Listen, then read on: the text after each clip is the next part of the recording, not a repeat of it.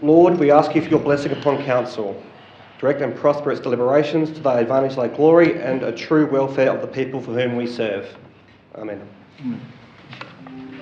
Acknowledging the country. On behalf of the Glenelg Shire Council, I respectfully acknowledge the traditional lands and waters of the Gunditj, Amara, Bungaditj and Jatbajali people and their respective cultural heritages.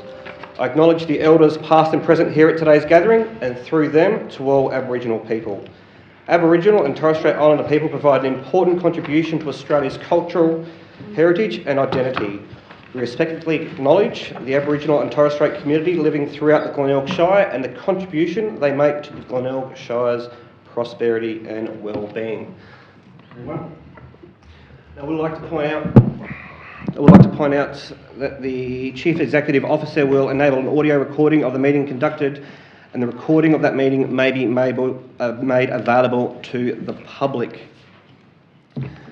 Now, receipt of apologies, we have Councillor Rank. Item 6, question time. Questions taken on notice at the previous meeting, there's none. 6.2, questions from the gallery this evening. Now, we haven't got a couple. And I will point out to those presenting in the gallery here today, by attending a public meeting of the council, you are consented to your image, voice and comments being recorded and published. Just to make those aware. Now we have Howard Templeton. Howard. Now, as we are doing, do we need a microphone or that's all good? Beautiful. Howard. You can hear? I can hear. It was just for the purposes of the audio, the recordings. Way we go, Howard. Right, Mr. Mayor. My first question is, early last year the Glenelg Shire Council produced a draft discussion rating paper which provided details of the current rating structure and provided suggestions on alternative options. Do you believe this document provides a sound basis for the massive rate rise adopted at the June 28 Council meeting? Thank you for your question, Mr. Templeton. Obviously, with that question, you do mention a massive rate hike. The overall rate take for the Glenelg Shire Council was an increase of 1.5%. So I would suggest that that wouldn't be a massive rate hike in line with the Fair Go rating system. The Essential Thank you, sir. Commission has recorded a 19% rate rise. Well, that was my answer, Mr. Templeton. The question 2, sir? Question 2, page 9 of the draft rating discussion paper stated there was a steady decrease in the overall rates received from primary production land from 2016-17 to 2021-22. There's a graph on page 9 that illustrates a steady decline in revenue from that sector. Do you believe that was an accurate reflection of the rates received? Thank you for the question, Mr. Templeton. Obviously, I don't have that graph or the discussion paper in front of me. I'm happy to take that on notice and I'll provide an answer back to you. Not a problem, sir. Question 3? Right. Last question is, figures obtained from the adopted budgets for those years and from the council finance staff show that rates received from primary production land from 2016-17 until 2021-22 actually increased, not decreased, from 6.6 million to 8 million during that period. This is exactly the opposite to the information presented in the draft rating policy. Wouldn't this mean that the massive rate rise adopted by Council on June 28, and for which many ratepayers have to pay in 3 weeks' time, is based on incorrect information? Again, Mr. Templeton, I would have to take that one on notice. I couldn't put Mr. Hall on the spot because obviously he doesn't have that information in front of him either. So we'll take those on notice and I'll give those answers back to you, sir. Thank you. Mr. Jowett. Considering that we are now halfway through the financial year, do you think that the break-even position that the current budget forecast is going to be met, or is there going to be some other outcome? Thank you, Mr. Jowett, and that is an outstanding question. Obviously, they are forecast figures. There are a lot of factors at play, obviously, with resource costs, forward projects. So at this stage, it's what we're forecasting, but that is certainly no guarantee. So, yeah, that would be my answer there, sir. I'd love to give you a better one, but unfortunately, with the way the world is at the moment, there's no guarantee, sir. Question 2, sorry. Could you please provide an update on the Alexander Park Western's Oval project? Would be happy to. Mr. Saunders. down there. An update on Western's Oval, if you could, Mr. Saunders. Thank you for your question. This is different to how I normally stand, so I'll just do a presentation. So the Alexandra Park Oval is currently in construction. There's quite a few levels of brickwork being in there, and there's about subs movements around there. So it's well, it's basically well under construction, and it's in progress to be finished on the practical completion date, which is late July. Fantastic. And third question, Mr. Jarrett. With the end of the councillor conduct hearing, what that you were involved in last month, do you think that you have learned anything from the whole process? And if so, what have you learned, and or what would you have done differently? Thank you, Mr. Jarrett. Thank you for the question. Obviously, that's on tonight's agenda, so it's probably pretty presumptuous for me to comment right now. I'm happy to provide comment to yourself after the meeting, if that would suffice. Is that okay? Yep, fantastic. Thank you, Mr. Jarrett. Mr. Punton. Okay. Thank you, Mr. Punton. Right, first question. How many employees, casual, permanent and full-time, does the Glenelg Shire Council have? And can you supply a complete list of job roles within the Glenelg Shire Council and the number of employees in each of those job roles? Okay, obviously, Straight numbers. Mr. Punton, certainly. The number, so I won't say the general number, I believe is 286, but I can get the CEO to confirm that. Yeah. Obviously, you're asking for a lot further information that I would have on me tonight, whether that's appropriate to provide. So I will take that on notice, and if we're able to provide that information, I can certainly get that to you. Thank you. Second question, sir. Right. A little bit of preamble before this. There seems to be a total lack of effective road maintenance in the Glenelg Shire Council. A recent example of this was a perfect example of this is the overhanging trees in the Garay siding road, the Garay West Road, and some of those other roads there. I have had first-hand experience with the danger and loss caused by falling limbs on the roadways in the Glenelg Shire area, and the problem needs to be urgently attended to before any more loss or damage occurs. In the past 4 weeks, there's at least 5 trees have hit the road, or limbs have hit the road in that area and have been pulled off to the side of the road, so it's only a matter of time.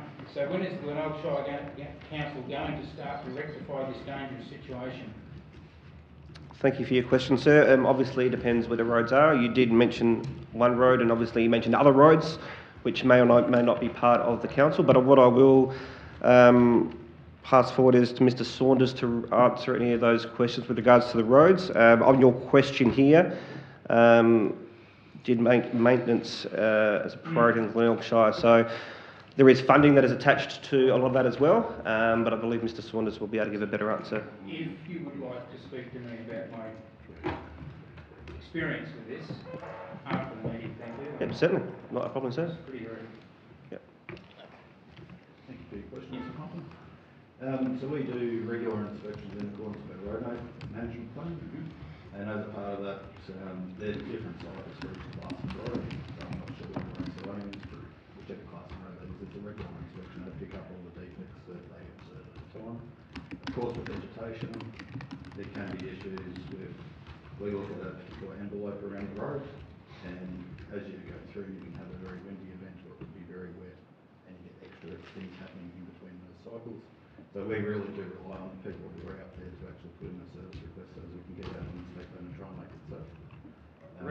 I'm also happy to have a discussion The after. recommended standard in Victoria is clear sky at 4 metres from the edge of the roadway. I'm happy to show you the road management plan which actually specifies our envelopes that we would help if you like. Look at those roads, would be great. Yeah, I'll come back to you and get those roads. Thank you, Mr. Punton, and certainly happen to talking to you after the meeting as well. For your third question, sir. Right. Now, with the latest in the local papers, etc., with the Glenelg Shire Council withdrawing support for the elderly and vulnerable in the Shire in regards to home services, etc. It's a shocking indictment of the lack of care, support and basic human dignity should be paramount at the hearts and minds of the Council. Spend frivolous amounts of money on the entrance monuments and dance platforms, but cannot find the money to do our best for residents of the Glenelg Shire because it's an unseen service and not some edifice at the entrance to the city or the foreshore. Why can't the Glenelg Shire Council actually start to fulfill their purpose and work for all the residents and become the service they should be? Glenelg Shire is being sold as a retirement destination, and so from that, businesses grow, services grow, and the whole area benefits. But Glenelg Shire Council seem to be stymieing that potential with their proposed actions. Can the Glenelg Shire Council please provide the costs of this service to the community at present and the cost of upgrading the service to the new required standard? So, Mr. Punton, the question I've got here obviously is, does the Glenelg Shire Council understand that the Glenelg Shire is being portrayed as a retirement destination? Obviously unaware of that. Now, you did have some preamble with regards to HAC services, is that correct? Yes.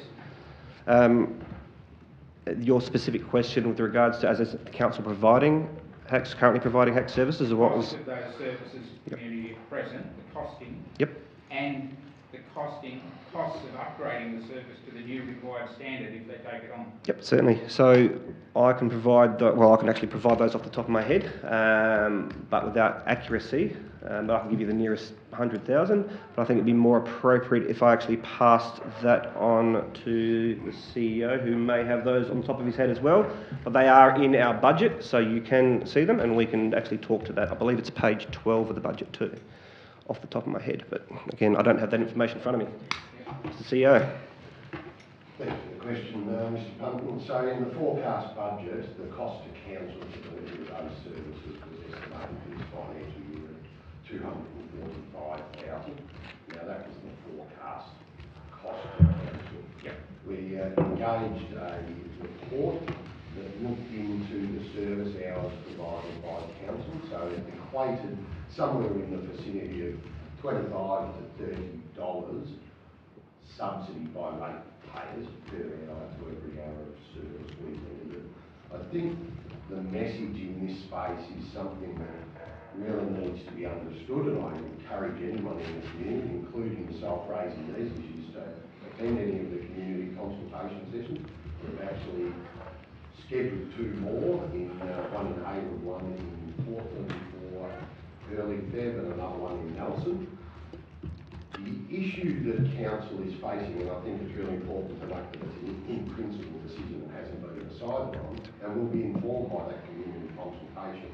What I don't think has been clearly portrayed is the new changes that come into effect on the 1st of July 2024 actually open up the market very similar to the NDIS process, where clients will actually have the choice to choose who their provider is. So they can opt away from council and go to any registered care provider. The intent of looking at this as an in-principle decision is to allow almost a mirror block funding for another provider locally to provide the federal government to work with that provider, and it will actually provide the clients an opportunity to almost try before they buy who they choose to go with moving forward. So it's not a case of abandoning, as you're saying, it's actually about the market will change considerably. Council has never delivered some of those services. When those changes come into being, we will be placed in a position where we may be required to provide higher clinical type care, wound dressing, those type of things.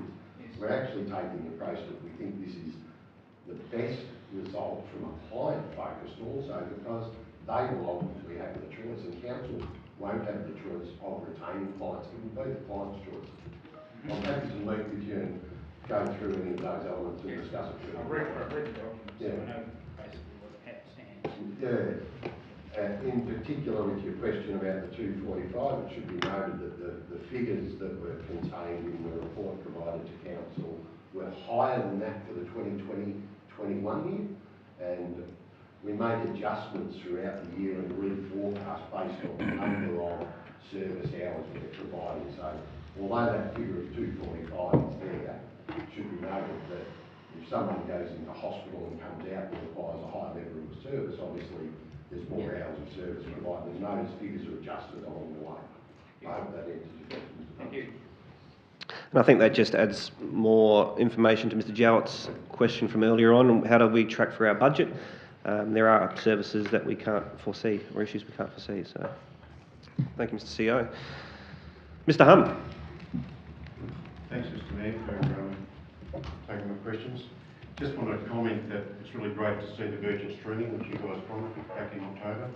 You were concerned about whether or not we were going to get there, and great to see. Good work. Thank you, Mr. Hum. First question is about the 4-year plan.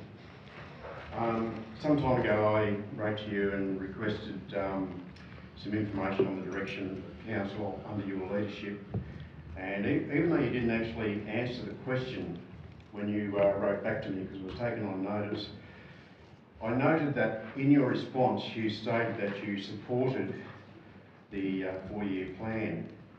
The published budget forecast for the 4-year plan 22-23 was identified at a bit over 28 mil. The budget was then revamped courtesy of Councillor Smith. You will address me, sir, sorry. And it was jacked up to 31 point something, so an extra 3.2 mil was added on to our rates expenses for the residents.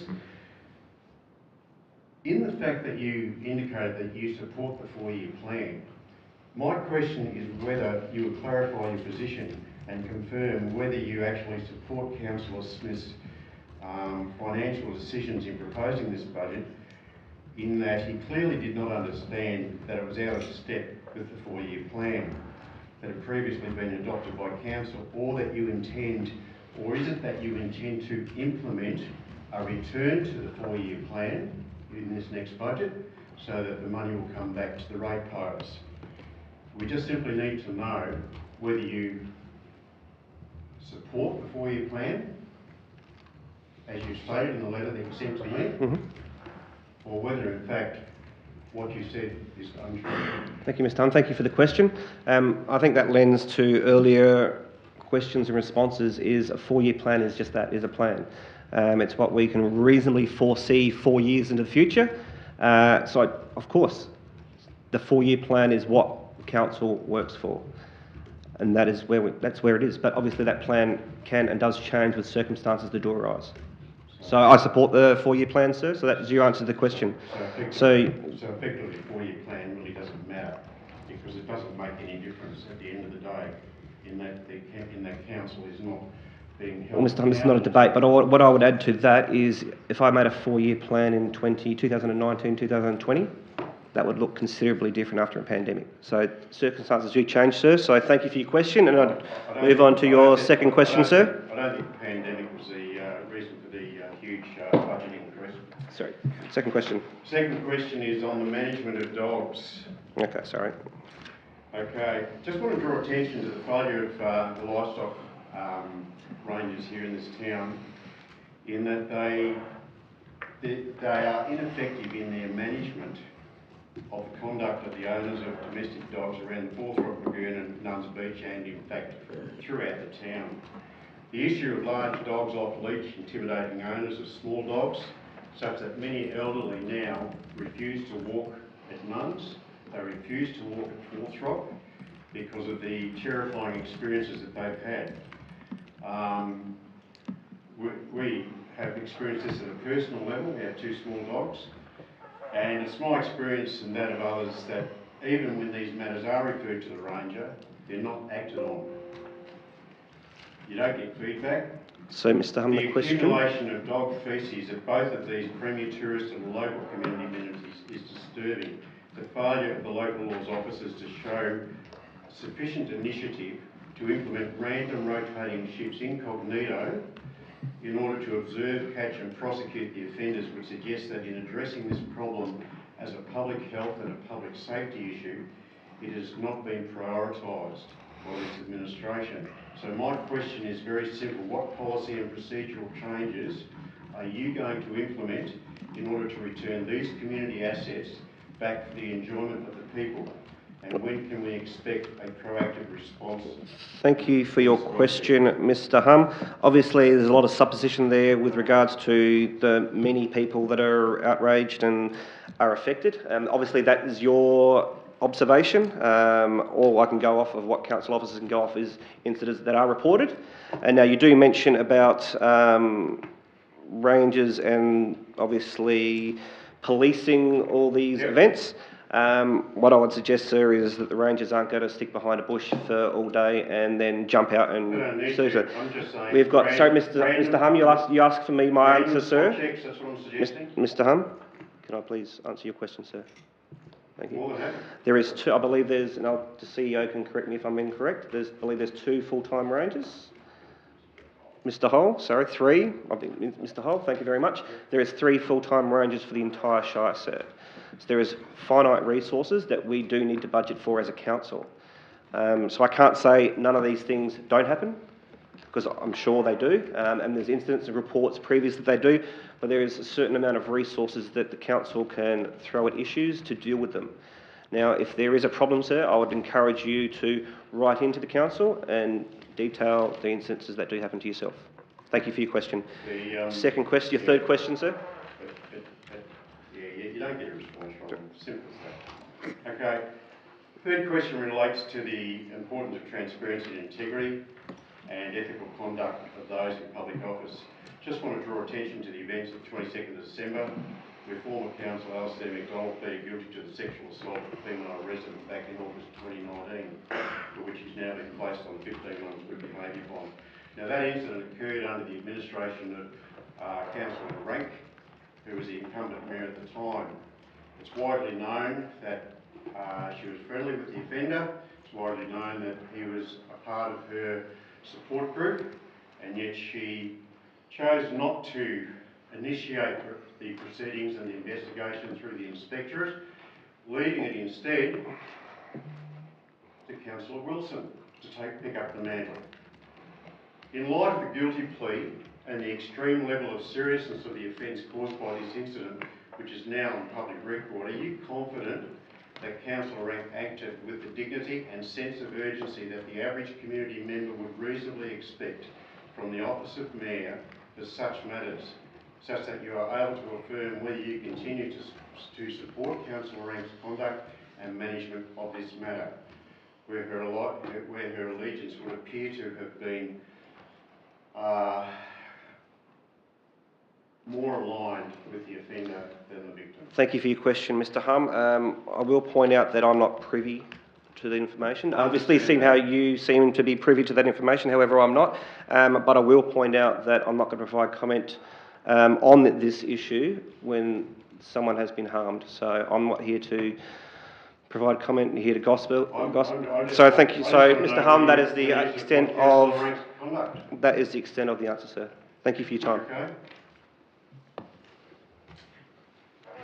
Any further questions from the gallery? From the Observer, Charlotte? All good? Fantastic. I've got a question. I was a bit late, is that alright? I'm sure you can do so. Tim, just obviously state your name when you stand up. My name's Tim Walls. Thanks, Tim. A couple of my questions are, one of them is like, I've raised it a few times at council meetings, and you don't sort of get much response or interest in a matter of fact. What's council going to do, like, with important winter components coming, that are actually going to stand with people that have lost jobs and say, no, we're not giving you local road permits? Thank you, Mr. Walls. Mr. Mayor, I'd like to declare a conflict of interest in relation to this question. Can I just get a clarification?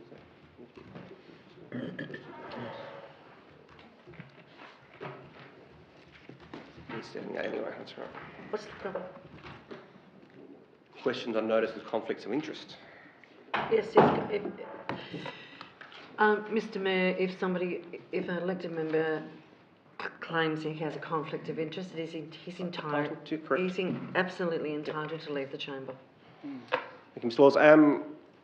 Obviously, there's nothing coming to council right now with regards to that issue, so I can't comment on an issue that may or may not happen again, obviously.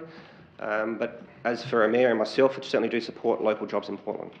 Yeah, but like previous people, etc., inside councils, so to speak, like, you know, mayors, etc., like, why, I understand that, like, it can be overturned and it can take them to VCAT or whoever they may be called, but out of a sign of respect for the local people that live here, and whether people are for wind towers or not for wind towers, that's a different topic. But you're talking about local jobs in the town. Thank you, Tim. I'll take that as a second question. Obviously, council was on record last time that that did happen. So if you do have any issues, I do encourage you to talk to those councillors. Do you have any further questions? Yeah. And the second one Third question? No, it's the second one. That was the second part of it. Sorry, Tim. It's the second one, that's right, sorry. Down at the, like, Maritime Centre down there, a fabulous thing, like, down there, so to speak. But, like, there's no showers or laundry mats or anything like that for people that come in their multi-million-dollar yachts, etc. Like, where was the vision when it was thought of, like, to have it there, but not to have, like, a shower, toilet, laundry box? I can certainly take that. Obviously, there was. Like people that come in their bloody Rolls Royce yachts, like a band. I understand where you're coming from. 7 seas for 68 days or whatever it might be, a bit over exaggeration. You know, like, we're not in the bloody Stone Ages where they chuck in a 44-gallon drum and get a soap pad and wash it in the swell of the ocean. Thank you, Tim. I'll take that. Thank you for the question. I do understand where you're coming from, having done sailing myself and going to ports with showers and laundry facilities. There are existing laundry facilities in the town, obviously. Yeah, but they're a million miles, they're coming. So you're asking for my answer, sir, so I'm just giving you an answer. So we do have those facilities, and obviously we do have those facilities as well on the Henty Street as well, sir. So I realise that, sir, but unfortunately that's where they currently are. But thank you for your questions, Tim. Thank you very much. The question is, when the council put out for, like, contracts for building infrastructure, maintenance, so to speak, like, do they actually, like, take a bit of a look into, like, companies that have, like, enterprise bargaining agreements, or just go with the cheapest quote? I can certainly assure you they don't go with the cheapest quote, sir. There is a matrix that does get put through. A whole lot of factors do get taken into account. If you're wanting any further information with regards to that, I can provide that with you. Otherwise, I'm sure Mr. Saunders could possibly highlight some areas that do get taken into effect. Mr. Saunders? Thanks for your question, Tim. Yeah. So it depends on what sort of tenders, but generally there's a number of criteria. One of the key ones in there is around local economy. So that, and it's giving benefit back to this area and contractors based within this area. Which is a great thing, but, like, at the end of the day, inflation is at 8%. You know, companies that have an enterprise bargaining agreement generally are reasonably well paid and can keep up the cost of living. Yep. So through the contract review process, it doesn't go down to the extent of seeing what workforce or agreements in place under the contractors, where there's an assumption there in accordance with the law. Yeah. So we do assume that, but it's not necessarily the lowest price. We also look at quality of the contractor, their past performance. We have interviews with them. We check their references, and then ultimately from that matrix will churn out an answer, which we then come through and present to council for a decision. But so it's not just cheapest tender is probably the main answer to that. Well, So thank you, Mr. Saunders, for that response, and thank you, Tim, for your questions. no worries. Item number 7, declarations of conflicts of interest. Councillor Wilson. Thank you, Mr Mayor. I have a conflict in 14.6, the council conduct hearing outcome, and I'm named as the applicant, and it's a general conflict. Thank you, Councillor Wilson, and I will also declare a conflict of interest on item 14.6 as well. Councillors, all good. Confirmation of minutes. Councillors, a recommendation there on page 5. Councillor Hawker. Mr Mayor, I move the recommendation that the minutes of the council meeting held on Tuesday 13th of December 22 as circulated be confirmed. Thank you, Councillor Hawker. Is a seconder? Happy to second. Thank you, Councillor Stevens. All those in favour? Any against, I should say? All those in favour? Thank you. Carried 7-0. 6-0, sorry. Committee reports, page 6. Councillors, Audit and Risk Committee minutes are 8th of December 2022. There's a recommendation there. Councillor. Carr. Thank you very much. Thanks, Mr Mayor. I'd like to move the recommendation that Council receives the minutes of the Audit and Risk Committee meeting held on the 8th of December 2022. Thank you, Councillor Carr. Happy Councillor to second. Stevens, thank you very much. Councillor Carr. Thank you, Mr Mayor. The Audit and Risk Committee exists to assist the Council in discharging its responsibilities for monitoring financial management and reporting, maintaining a reliable system of internal controls compliance with the Local Government Act 2020. You will note we covered many items, they're in the agenda.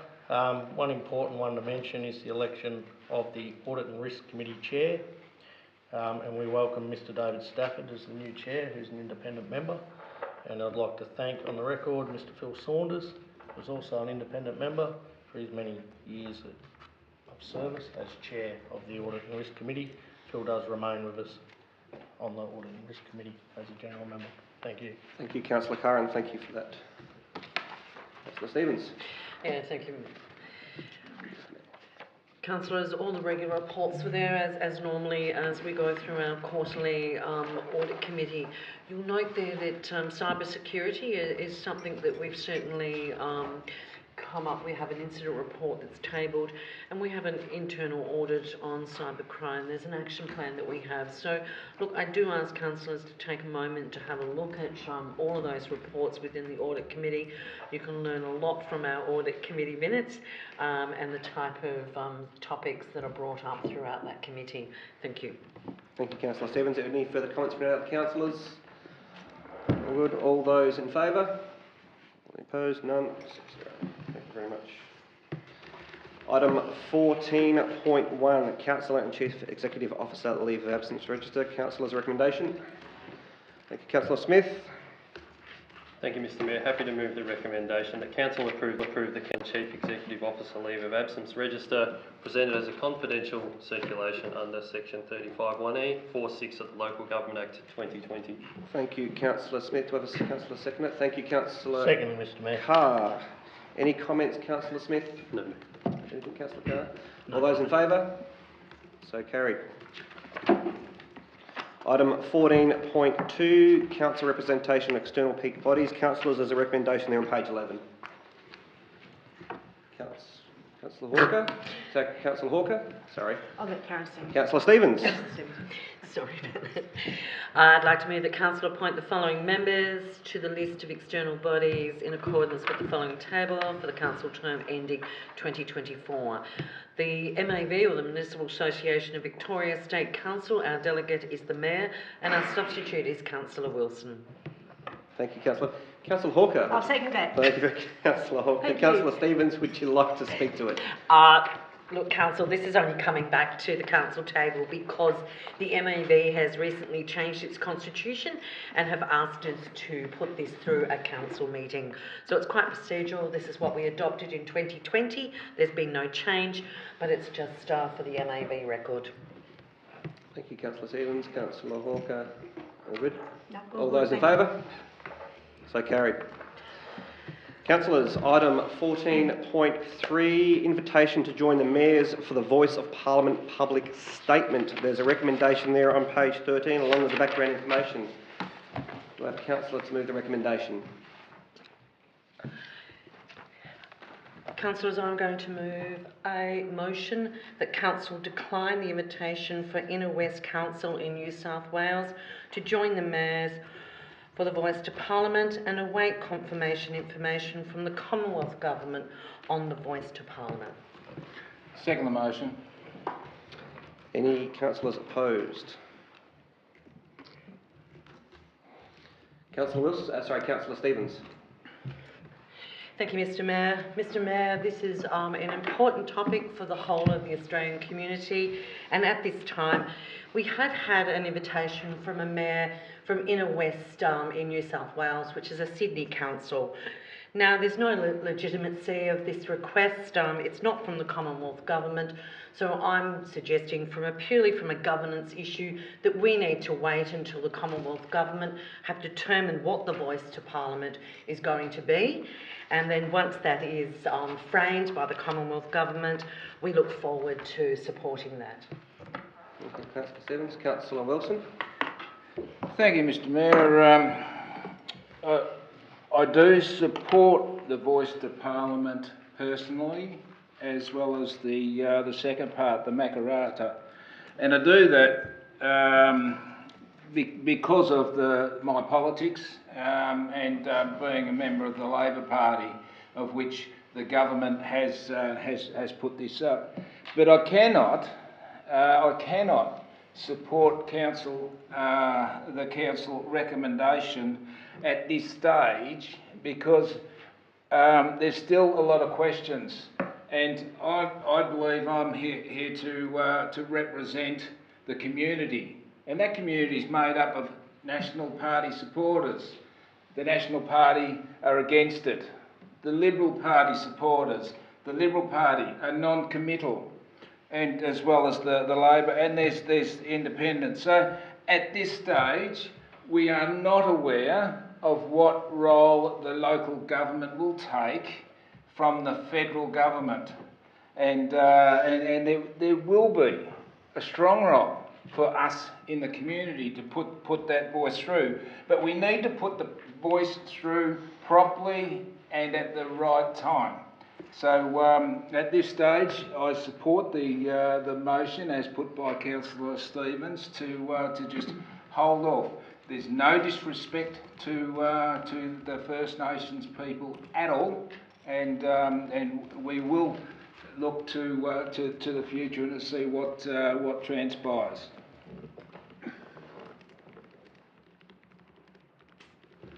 Any other councillors wish to speak for the alternative motion? I'll just, Councillor Hawker? no. Yes, no? Yes, no. Any other councillors? For those against, then thank you, councillors. While I certainly understand and hear the words of Councillor Wilson and Councillor Stevens, look, it is a mayor's voice to Parliament, and we've had a fellow council, albeit in another state, ask for their support, and that's what it purely is. The spirit of the mayor's voice to Parliament is to provide awareness and information on the topic. That's what it is, no more, no less. We're not asking people to vote for it. We just want to provide awareness, because a referendum, when it does get to there, it is a hard thing. You need a double majority to pass a referendum. In the history of referendums, out of 44, 8 have passed. Only 8 have been successful. 13 have actually had a majority of Australians say, yes, we want to make a change in some... Point of order, Mr. Mayor, this is not about the referendum. This is about signing an invitation to the voice to Parliament. This is not about discussing the referendum. Correct, Councillor Stevens, however... This is point of discussion. Yes, correct. And that is what I'm trying to get to, Councillor Stevens, do let me finish. So it is very hard. So that's why we want to promote the awareness of this topic as much as we possibly can. There's no harm, we can support it now, we can support it later on when the Commonwealth comes through, and that is my position, councillors. Thank you very much. All those in favour of the alternative recommendation? Point of order, Mr. Mayor. The motion is the motion that's on the table. It's not an alternative motion. We've had that issue once before. The recommendation is a recommendation. This is a motion put by Councillor Stevens and myself. So I do need that in writing, recommendation in writing, Councillor Stevens. Mr. Mayor, I've put up the motion in a public forum, verbally. The staff will take that down, and it's been seconded. All you need to do is put the motion to the council table. Councillor Stevens, I believe the rules state that they does need to be in writing and provided to the Mayor prior. So that council and distributed to all councillors, so they do know what they are voting on, not verbally. So, point of order, quick adjournment, councillors. Can I have someone put through? Move to adjourn. Move to adjourn. Is it seconded? What do we do at adjourning? Well, I need that in writing. It has to be provided, and provided to all councillors. Taking it for that, just showing that. There you go. I'm going to read it. You want to read it? Read that. The motion was 14.3, all right. The council declined the invitation from Inner West Council, New South Wales, to join the Mayor's for the voice to Parliament and await confirmation information from the Commonwealth Government on the voice to Parliament. That was the motion. The council.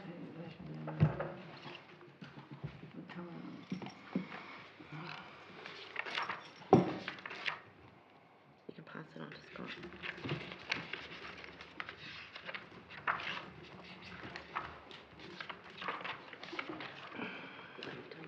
It's now delivered.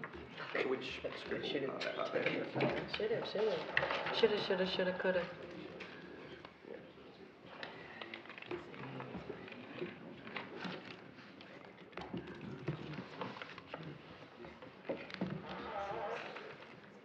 Where is that? Thank you, Councillor Stevens, for passing your diary around. It's a notebook, it's not a diary. There's nothing precious in there. So again, councillors, all those in favour of Councillor Stevens' motion? All those against? Call for a division. Councillors for?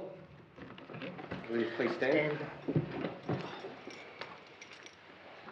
So Councillor Wilson, Councillor Carr, Councillor Stevens, Councillor Hawke and Councillor Smith. All those against? Motion is carried. Councillor Stevens' motion is carried. You're outnumbered.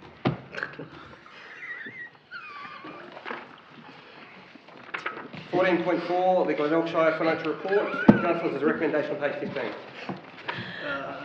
You doing this one? Come on, you do it. Page 15.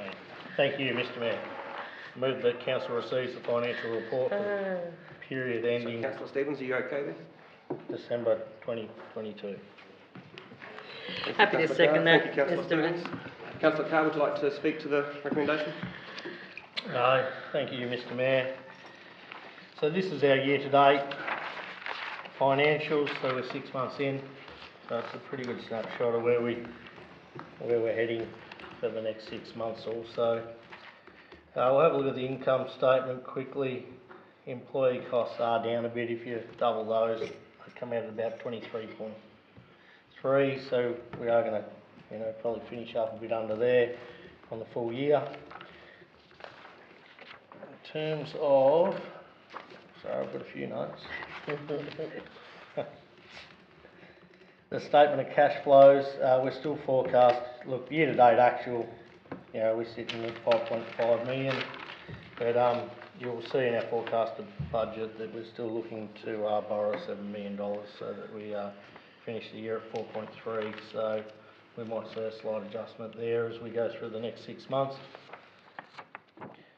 And capital works, so there's been some big gains in this space. Like, we had an adopted budget of 10.9 mil, now we're forecasting 40 million. Year-to-date actual those at 4.7, so there's going to be a power of work that occurs in the next 6 months. But there will be some carry forward into the next budget. So we'll have a look at some of the highlights. It's increased by 21.5 million to 25.7 million. We've got projects such as the airport hangar at 630k. We've got 4.8 million on local freight roads, 2.5 million the Portland North precinct. We carry forward projects of 12.5 million. We've got Alexander Park currently being built. The new pavilion out there at 4.4 million. We've got bridge replacement works at 1 million. Bridgewater Bay stage 2 at 1.1 million. We've got local roads and infrastructure projects 5.3. So there's plenty more that we can speak about, but there's a lot going on in this space, and the staff have done a fantastic job in securing a number of infrastructure grants and boosting our capital works program for the Glenelg Shire. Thank you. Thank you, Councillor Carr. So, Tim, there's no questions. Councillor Stevens, thank you. Thank you, Mr Mayor. I can't really add any more. I think Councillor Carr has really covered most of the attributes within this month's financial report, so I will leave it at that. Thank you, Councillor Stevens. Well, Councillor Wilson, sorry. Thank you, Mr Mayor. I'd just like to pick up a couple of things there. The carry forwards with particularly the capital works, I would imagine that if there's significant carry forwards, that the proposed budget for 23-24 would show a reduction for our ratepayers to compensate the huge increase of rates that this council imposed on the ratepayers when they changed from a rebate to a differential. Thank you, Councillor Wilson. Any other councillors wish to speak? Recommendation, Councillor Hawker. I'd just like to thank the finance team for another stellar job. Thank you, Councillor Hawker. All those in favour? Carried. Everyone's spoken to. Oh, you just didn't state who moved and seconded it, that's all, Mr Mayor. It's recorded, I believe. Councillor Carr and Councillor Stevens. Okay. Item 14.5, Councillors' Quarterly Expenditure Report. Councillors, a recommendation on page 17. Councillor Wilson. Thank you, Mr Mayor. I move the Council receives the Council's Quarterly Expenditure Report for the period 1 October 2022 to 31 December 2022. Thank you, Councillor Wilson. Councillor Hawker. I'll second that, Mr Mayor. Councillor Wilson. Mr Mayor, a statutory requirement of local government is to declare any financial gain or any finance given to councils.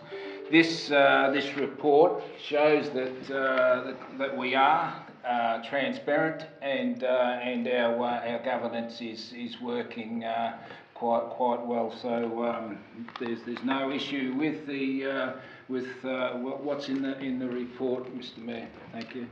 Councillor Wilson. Councillor Hawker. Councillor Wilson has summed that up beautifully. Thank you, Councillor Hawker. Anyone else wish to speak to Councillor. that? Councillor Carr, thank you very much. Yeah, thank you, Mr Mayor. Yes, look, it does detail what expenses councillors do incur and what's allocated to each of us, and just like to highlight that although I didn't have any expenses, I certainly did, and it's just a timing thing, and I'm sure they'll catch them up next month because I do have a phone and a computer supplied by council, the same as everyone else, so I'm sure those costs will come in the next quarter. Thank you, Councillor Carr. I do know you do work. Yes, correct. Anyone else wish to speak to the item? All those for? None against? So carried. Moved by Councillor Wilson and Councillor Hawker. Item 14.6, Councillors. Councillor Wilson and Councillor myself will declare a conflict of interest. I invite Councillor Smith to please take the chair.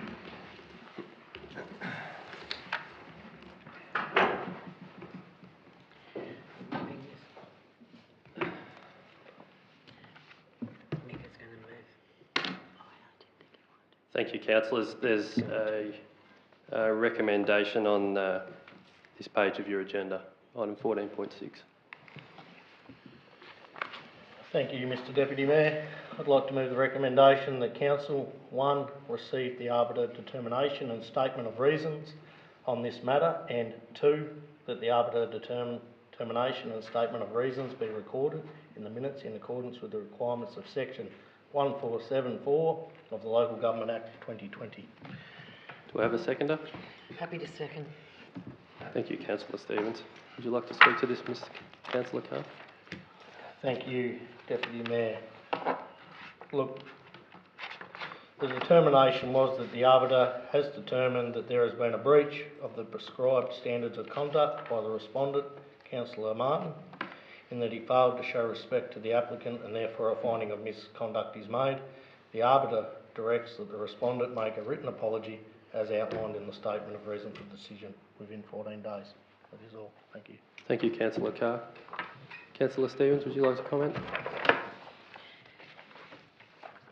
Acting Chair, as the arbiter has said, the community expects their elected representatives to uphold high standards of behaviour, and without this, our trust and confidence in them is diminished unnecessarily.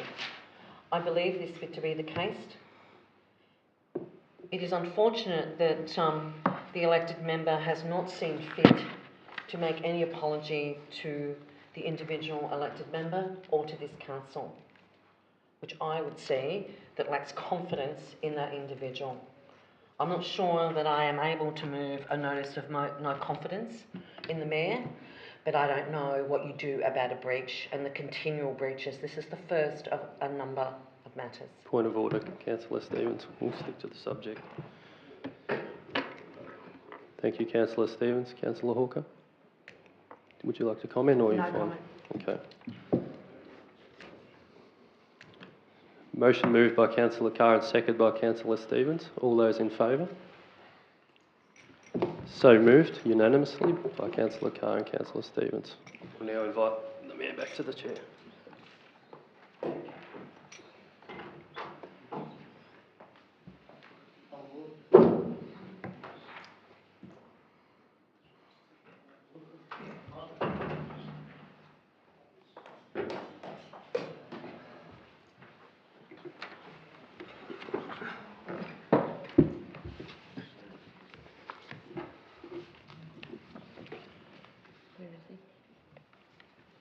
I didn't say it. Did you say it? No. Very odd.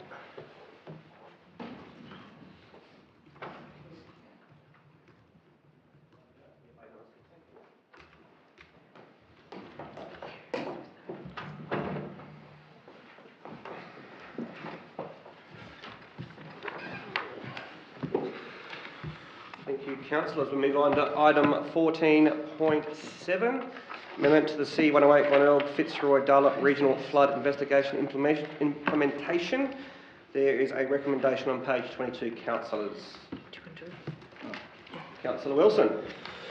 Mr Mayor, I move the Council 1 adopts the amendment C108 GLEG to the Glenelg Planning Scheme pursuant to Section 29 of the Planning and Environment Act 1987, and 2, submits amendment C108 GLEG as adopted to the Minister for Planning for approval pursuant to Section 31 of the Planning and Environment Act 1987. Thank you, Councillor Wilson. Happy to Councillor second. Stevens. Thank you, Councillor Stevens. Councillor Wilson. Thank you, Mr Mayor. This planning scheme amendment is one that certainly concerns a number of residents that it involves around the rivers around Hayward. The proponents or the opposition have spoken to an independent panel, and their recommendation has come back for no changes to that. So I, as a councillor, without any flood experience expertise, will need to go with the recommendation of the panel. I also note that through adoption of this, it gives the area more surety of what you can do and what you can't do. The heights that you can build in certain areas. It's not a close off completely. There are areas where you can build. So it's not.